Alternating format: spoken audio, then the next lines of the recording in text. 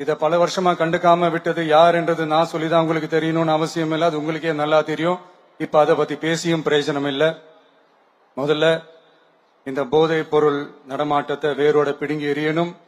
அப்படி எரிஞ்சாதான் இந்த பெண்களுக்கான இந்த சேஃப்டி ரொம்ப ஸ்ட்ராங் ஆகும். இது ரெண்டுமே ஸ்ட்ராங் ஆனாலே ஆட்டோமேட்டிக்கா சட்டம் ஒழுங்கும் சரியாகும். இந்த 3 விஷயம் சொன்னல, இந்த போதைப் பொருள் நடமாட்டம், பெண்களுக்கு எதிரான இந்த கொடுமை, இந்த சட்டம் ஒழுங்கு, இது 3மே ஒண்ணுக்கு ஒண்ணு இன்டர்லிங்க்ட் தான். இதுவும் இப்ப புதுசா வந்த பிரச்சனை கிடையாது, பல வருஷமா இது இன்டர்லிங்க்டா தான் இருக்குது.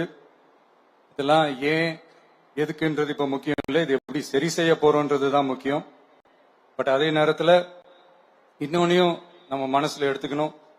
இந்த பெண் குழந்தைகளுக்கான இந்த பாதுகாப்பு இது வெறும் சட்டம் ஒழுங்கு சம்பந்தப்பட்டது மட்டும்தானா அப்படின்னு கேட்டீங்கன்னா இல்ல, இது சமூக ஒழுங்கும் சம்பந்தப்பட்டிருக்கு. சமூக ஒழுகல தனி மனித ஒழுங்கும் சம்பந்தப்பட்டிருக்கு. தனி மனிதன் ஒழுங்கா இருந்தாலே அந்த சமூகம் தன்னால மாறும். ஒரு கட்டுப்பாட்டோட ஒரு பொறுப்பா இருந்தாலே இது மாதிரி பல பிரச்சனைகளை நம்ம கண்ட்ரோல் பண்ணலாம்.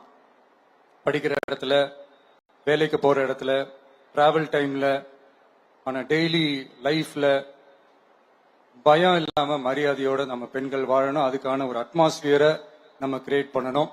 அதுதான் நம்மளுடைய ஃபர்ஸ்ட் டார்கெட்டு. இவ்வளவு நேரம் நான் இதெல்லாம் ரொம்ப சாஃப்டா சொல்லிட்டு இருந்தேன்.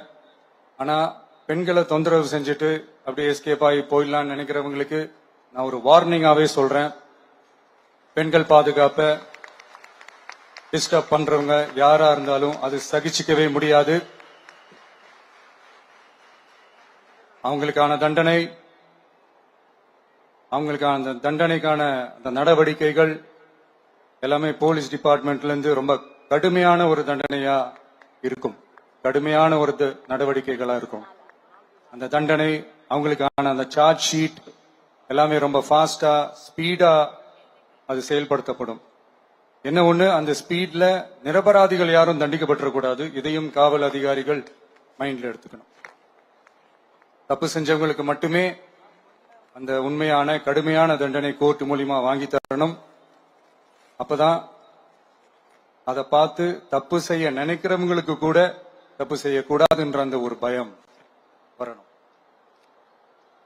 இந்த சிங்கப்பெண் சிறப்பு படைக்காக நம் அரசு சார்பாக முதற்கட்டமாக 354 கோடிக்கு மேல நிதி ஒதுக்கப்பட இருக்கு. இந்த திட்டத்தோட 2வது கட்டமா இந்த படைக்காக மட்டுமே 2500 புதிய பணியிடங்கள் உருவாக்கப்பட உள்ளது.